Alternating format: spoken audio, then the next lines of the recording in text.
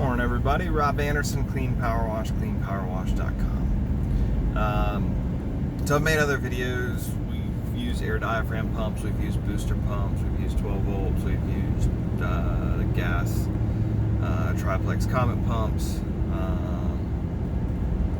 We've used all kinds of stuff for our roof systems and for house washing. After yesterday and just what we've dealt with over the last, I don't know, basically about a year of using the Air Diaphragm pumps, I am just done with them. And here's my rationale why we're going to go 100% booster for any future pump replacements, rebuilds, etc. Number one, the performance of a booster is superior to an Air Diaphragm pump. 3/4 horse versus a 1/2 inch Yamada with a wheelbarrow compressor. We've got 9 gallon or 9 CFM, 9 gallon wheelbarrow compressors. The booster beats it hands down. Distance wise, they're about the same. Overall force and flow and performance, hands down booster. We can wash an entire house efficiently with the booster because it gives us enough flow and force when rinsing to do a good job. The Air Diaphragm pump does a good job of soaping. That's about it. Rinsing with it, no. There's very little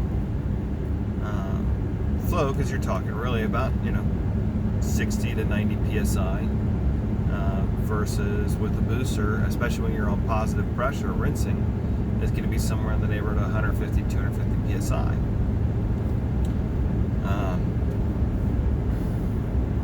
The Air Diaphragm pump, in general, the actual pump itself has lasted pretty well. We've had the top manifold break twice, the bottom manifold once,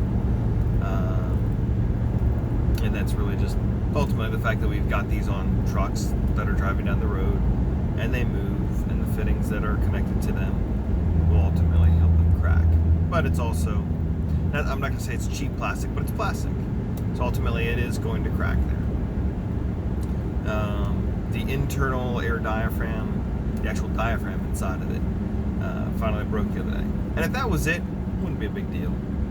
The rebuild kit on that's like $180 or something like that.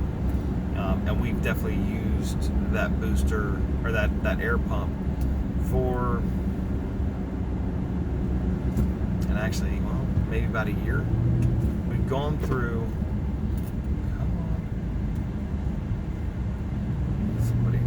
putzing along the road. We've had 2 Air Diaphragm pumps that we've used.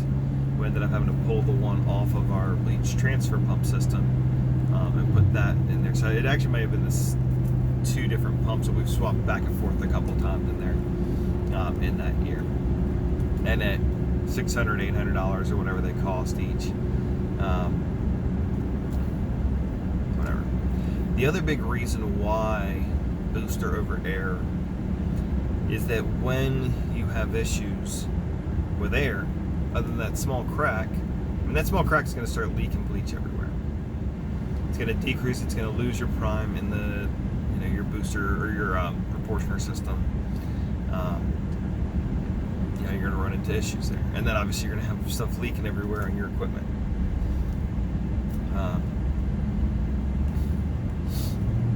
But when the air compressor goes down, you're dead. You can't do anything else. If you don't have compressed air, you're done. The booster, on the other hand, you have your onboard generator. You run that.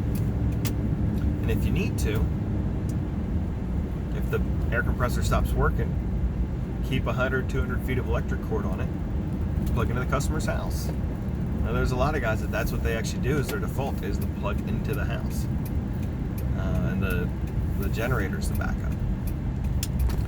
We're actually going to be upgrading our generator so we we can get even more things running off of it.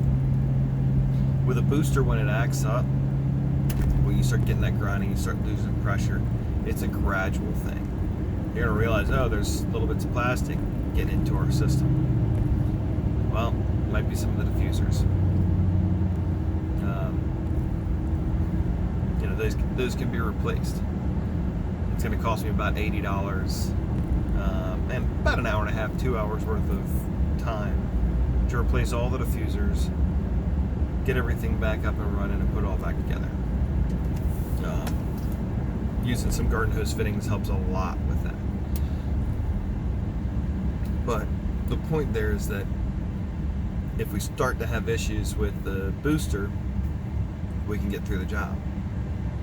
If your compressor stops working, you're done.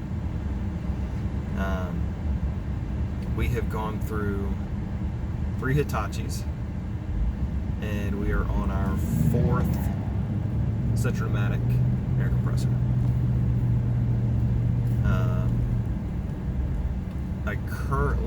So the Hitachi has been a swap out. We've had issues galore with them. Centromatic, same thing. Centromatic, the current issue was that the spark plug wire either melted or was cut by somebody.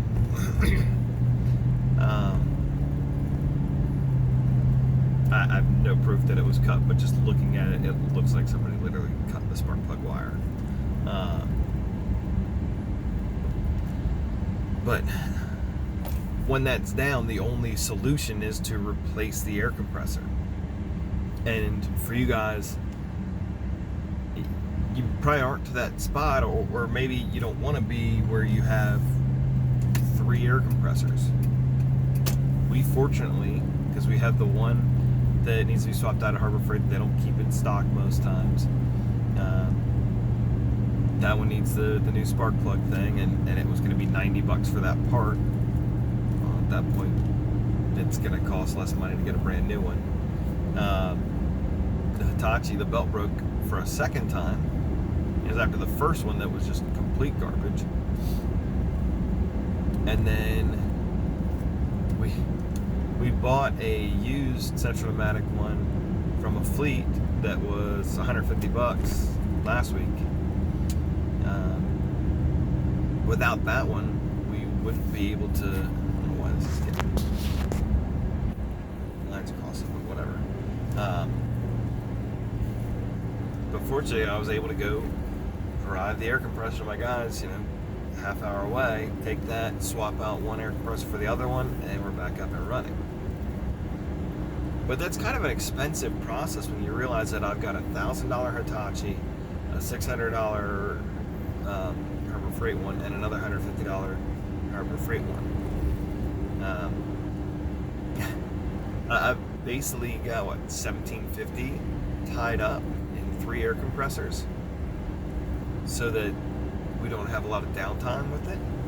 Otherwise, I would have been scrambling around having to buy another, compressor yesterday to get the jobs done, or we would have been just done for. We couldn't do anything else.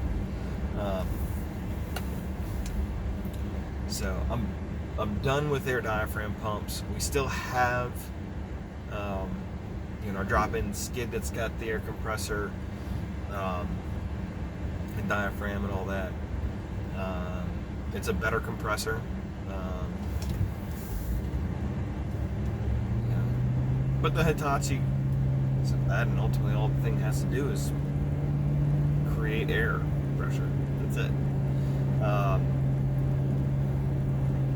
And so in that one, you gotta figure the compressor is $1,800 and another $600 on the $700 on that diaphragm pump, plus the other components. Versus with the booster, it's a $400 or $500 generator plus basically $1,000 for your booster. You get the replacement kits. It's easy, quick. Swap them out. Watch one of my videos. The only drawback with the booster is that some people will have issues priming it. once you know what you're doing and once you have things plumbed up properly, you won't have issues with it anymore. There's literally not a situation, unless I'm out of water, that I can't prime my booster.